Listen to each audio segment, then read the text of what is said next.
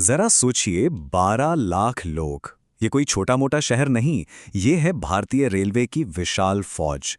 पर इतनी बड़ी फोर्स को चलाने वाले नियम कितने सख्त हो सकते हैं?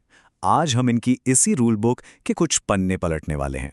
तो सवाल ये है कि एक रेलवे कर्मचारी को क्या-क्या करने की मनाही है। देखिए, इसकी लिस्ट ना काफी लंबी और थोड़ी हैरान करने वाली भी है। और ये नियम सिर्फ ड्यूटी के घंटों तक ही सीमित नहीं है, बल्कि उनकी निजी जिंदगी पर भी लागू होते हैं। चलिए देखते हैं। और हाँ, ये सारी जानकारी हम कहीं और से नहीं बल्कि सीधे ऑफिशियल दस्तावेज से ले रहे हैं। रेलवे सेवा आचरण नियम 1966। जी हाँ, ये नियम दशकों पुराने हैं, लेकिन आज भी उतने ही सख्ती से लागू होते हैं। तो पहला नियम, और शायद सबसे ज्यादा चौंकाने वाला, वो है राजनीति से पूरी तरह दूरी बनाए रखना। और ये कोई सलाह नहीं है, ये एक सख्त आदेश है।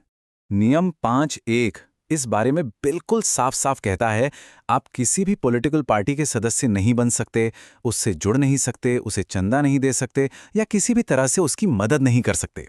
मकसद एकदम क्लियर है, रेलवे की सेवा को पूरी तरह से निष्पक्ष रखना। लेकिन हाँ, इसमें एक छूट जरूर है। हर कर्मचारी वोट डाल सकता है, लेकिन ये पूरी तरह से गुप्त होना चाहिए। वो ये बिल्कुल जाहिर नहीं कर सकते कि उन्होंने किससे वोट दिया। और अपनी गाड़ी या घर पर किसी भी पार्टी का निशान लगाना तो नियमों का सीधा सीधा उल्लंघन माना जाता है। अच्छा, राजनीति से आगे बढ़ते हैं और अब बात करते हैं तोहफों की। जी हाँ, आपने सही सुना, गिफ्ट्स। इन्हें लेने और देने पर भी नियम है, और वो भी काफी सख्त। नियम 13(1) के मुताबिक कोई तोहफा नहीं, मतलब कोई तोहफा नहीं।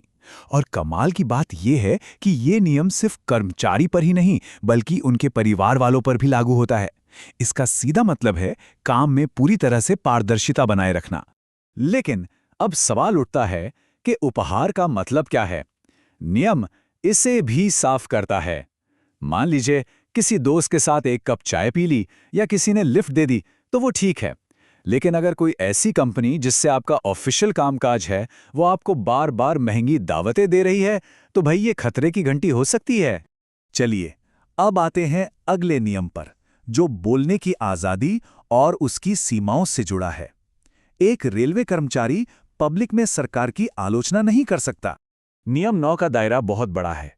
ये किसी भी पब्लिक प्लेटफॉर्म पर सरकार की नीतियों की प्रतिकूल आलोचना यानी नेगेटिव क्रिटिसिज्म पर रोक लगाता है।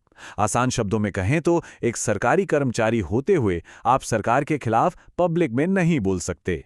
तो सवाल ये उठता है कि आखिर ये नियम इतने सख्त क्यों हैं? इसका जवाब छिपा है उन 3 बुनियादी उसूलों में जिन पर पूरी की पूरी पब्लिक सर्विस की इमारत टिकी हुई है। पहला और सबसे जरूरी, पूर्ण सत्यनिष्ठा, यानी एब्सोल्यूट इंटेग्रिटी। हर काम में, हर फैसले में पूरी ईमानदारी, यही हर नियम की जड़ है। दूसरा उसूल है कर्तव्य के प्रति पूरी निष्ठा। इसका मतलब है कि काम हमेशा सबसे पहले, और वो भी पूरी लगन के साथ।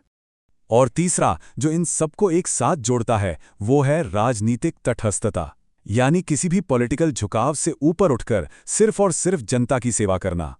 और ये सब हमें एक बड़े सवाल पे लाके छोड़ देता है, क्या पब्लिक सर्विस सिर्फ एक नौकरी है, या फिर ये एक ऐसा कर्तव्य है जिसके लिए आपको अपनी कुछ आज़ादियां भी छोड़नी पड़ती हैं?